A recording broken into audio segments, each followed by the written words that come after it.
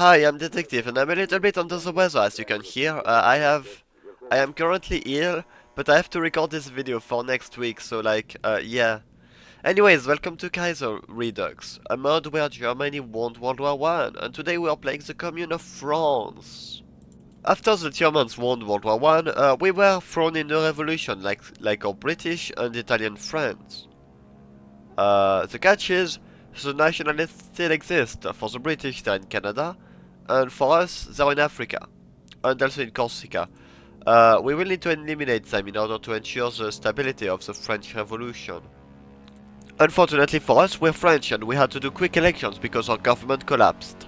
And the Sorelians won, because they want to destroy Germany as much as possible and make sure that the revolution spreads as much as possible. So yeah, we are now totalists. Wow, what a great ideology. I wonder what could go wrong. Some of those things included to take over the military. But at least they're spreading the revolution in East Asia with the mean gun insurgency. We currently are doing quite well in this conflict, surprisingly. But East Asia wasn't the only place where Syndicalism spread. In fact, it also spread to Finland, which is a much better ally for us than East Asia, because Finland is much closer to us. Meanwhile, for us, we are restructuring the military, because we truly want to get the military on our side. That's really for the revolution, trust. Interesting news in America, where the Syndicalists took over America, somehow. I don't even know how that happened. I didn't even know they could go Syndicalist before the Civil War. But I mean, that's one more ally. Unfortunately, the Civil War is still going to happen, I think. The revolution in Scandinavia continues to grow, as both Norway and Sweden are now radical socialists. I was hoping that Denmark would actually follow the steps of the Nordic countries, but actually they don't have that much of an option. They must remain German allies, or just neutral. So, yeah. Anyways, we are still installing more loyalist people in our army. And Norway has joined us, which is, I think it's pretty surprising, because Norway is still a monarchy, actually. Which is really funny. But actually that's not all, because the Black Guard is rising. There are a bunch of anarchists who believes that the Sorelians are doing anything but doing what the revolution wants. So, yeah. And another one joins the faction, South Africa. Look, also, the North Italian Republic collapsed, meaning that I think Italy is going to win the Civil War. Or Italy. Oh, dude. Italy is going to win the Italian Civil War. I'm such a smart dude. Anyways, Spain rose up, and we decided to help our communist friends in Catalonia and Valencia. Also, Andorra is ours now. Yeah, we now own Andorra. Screw Spain. We're helping them in the Civil War, but the price is Andorra. Another kind of good news came from Africa, where Liberia decided to join us. Which is really good news, especially because they are like bordering the French nationalists. So in theory, we don't even need to do a naval invasion of their territory in order to destroy them. However, the series of good news must come to an end, as our comrade Valois is dead, as he has been assassinated by the Black Guard, which is really unfortunate. Not only that, now there's a lot of party fighting between the Sorelians, and America is now in a civil war. Oh, and Haute-Savoie. We're going to have to deal with that later, but we have problems at home. We cannot do this now. But that's not the only thing those anarchists are doing. They're also bombing infrastructure in our country in order to dissuade the people of voting for the Sorelians, because they're going to betray the revolution.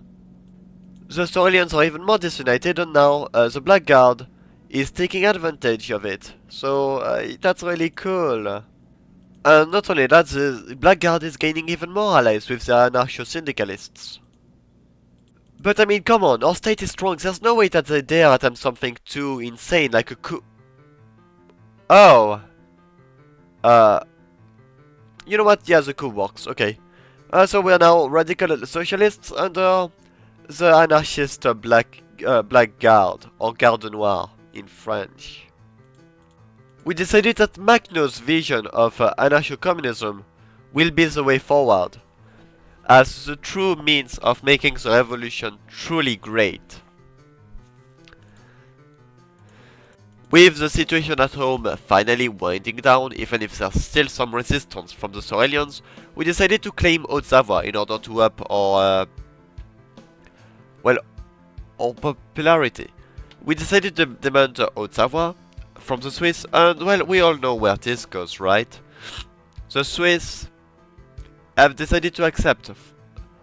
We decided to not pursue for more diplomatic concessions, because we all really just wanted Haute-Savoie. That's basically it.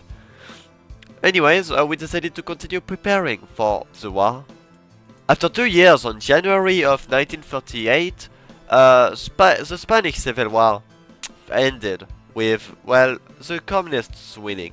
We're also doing surprisingly well in America, however, it's not yet guaranteed that we're going to win this. We also have found the last Sorelians, and we decided to just guillotine them. Yeah, that's a very nice throwback to, well, to the revolution. After Sweden and Norway joined us, it was time for the Finnish to join, which makes the entirety of the Nordic countries, Denmark does not count, into our faction. Also, I thought that the Mongolians went socialist. Maybe we can get them too. Anyways, it seems like our little anarchist system is actually doing quite well. Under Makhno in France, we are actually doing surprisingly well. And now the whole country is being called Makhnovia for some reason.